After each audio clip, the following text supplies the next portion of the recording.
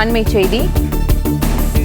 திருச்சூரில் ஏடிஎம்களில் கொள்ளை சம்பவங்களில் ஈடுபட்ட கொள்ளையர்கள் நாமக்கல் வெப்படை அருகே போலீசாரிடம் சிக்கிய நிலையில் நீதிமன்றத்தில் கொள்ளையர்கள் ஆஜர்படுத்தப்படுகிறார்கள். குமாரபாளையம் நீதிமன்றத்தில் ஆஜர்படுத்தப்பட உள்ளதாக தெரிவிக்கப்பட்டிருக்கிறது. கூடுதல் விவரங்களை இணைப்பில் காத்திருக்கும் செய்தியாளர் கதிரவன் வழங்க கேட்கலாம். கதிரவன், வணக்கம். தற்போது இந்த கொள்ளையர்கள் நீதிமன்றத்தில் ஆஜர்படுத்தப்பட உள்ளனர். இது தொடர்பான விவரங்களை பதிவு பண்ணலாம்.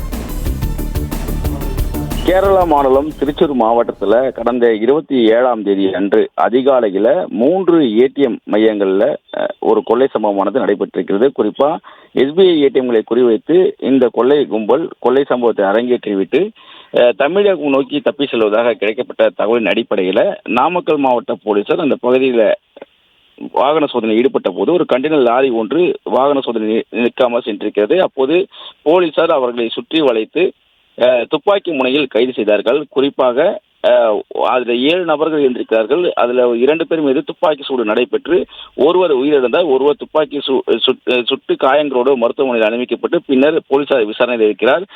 முகமது அஷ்ரு என்கிற அஜர் அலி, இர்ஃபான், சவுகின் கான், முகமது இக்ரம், சபீர், முபாரக் ஆகிய 6 நபர்கள் தற்போது போலீஸ் காவலில் விசாரணையில் இருக்கிறார்கள்.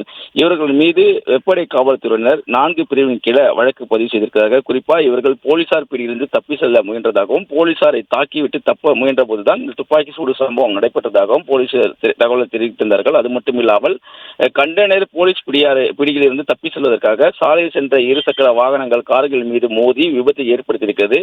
இது தொடர்பாக 4 பிரிவின் கீழே போலீசார் வழக்கு பதிவு செய்திருக்கிறார்கள். விபத்தை ஏற்படுத்துதல், காவல்துறை அதிகாரி மீது தாக்குதல், கொலை முயற்சி உள்ளிட்ட 4 பிரிவின் கீழ் வழக்குகள் பதிவு செய்யப்பட்டிருக்கூடிய நிலையில் அவர்களை தற்போது நீதிமன்றத்தில் ஆஜர்படுத்தக்கூடிய பணிகளில் போலீசார் ஈடுபட்டிருக்கிறார்கள்.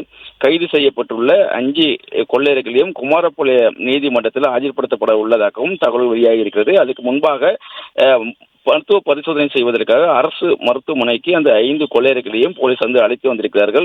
இந்த 7 நபர்களில் ஒருவர் என்கவுண்டர் செய்யப்பட்டு உயிரிழந்த நிலையில் மற்றொருவர் காயங்களோடு கோவை மருத்துவமனையில் சிகிச்சை பெற்று வருவதனால மற்ற 5 கொள்ளையர்களை சிறையில் அடைக்கும் பணியில் ஈடுபடுத்தப்பட்டு இருப்பதாகவும் பின்பு கேரளா போலீசார் அவர்களை காவலில் எடுத்து அவர்கள் வழக்கில் காவலில் எடுக்க இருப்பதாகவும் போலீசார் தரப்பில் தெரிவிக்கப்பட்டிருக்கிறது. தற்போது கைது செய்யப்பட்டிருக்கக்கூடிய 5 நபர்கள் இம்ரான், இர்ஃபான், சவுகின் கான், முகமது இக்ரம், சபீர், முபாரக் ஆகிய 5 நபர்களை மருத்துவ பரிசோதனைக்காக மருத்துவமனைக்கு போலீசார் அழைத்து சென்றிருக்கிறார்கள்.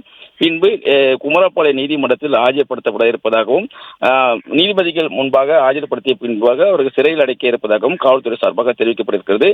பலத்த போலீஸ் பாதுகாப்போடு இந்த 5 நபர்களும் தற்போது மருத்துவ பரிசோதனைக்கு அரசு மருத்துவமனைக்கு கொண்டு வரப்பட்டிருக்கிறார்கள். இன்னும் சற்று நேரத்தில் நீதிமன்றத்துக்கு அழைத்து செல்லப்பட இருப்பதாக தகவல் தெரிவிக்கப்பட்டிருக்கிறது.